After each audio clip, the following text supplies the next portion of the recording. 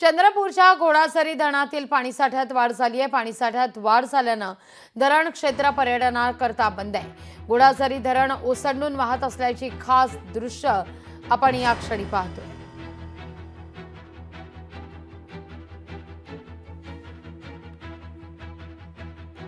चंद्रपूरच्या घोडाझरी धरणात दमदार पाऊस झालेला आहे। पाणीसाठ्यात लक्षणीय वाढ झाल्यानं या ठिकाणी पर्यटनाला आता बंदी सुद्धा घालण्यात आली आहे। पण हे घोडाझरी धरण आपण पाहतोय एक वेगळी खरं तर ही सगळी रचना या धरणाची आणि या घोडाझरी धरण हे ओसंडून वाहत असल्यानं आता नदीकाठच्या गावांना सुद्धा सतर्क राहण्याचा इशारा देण्यात येतोय।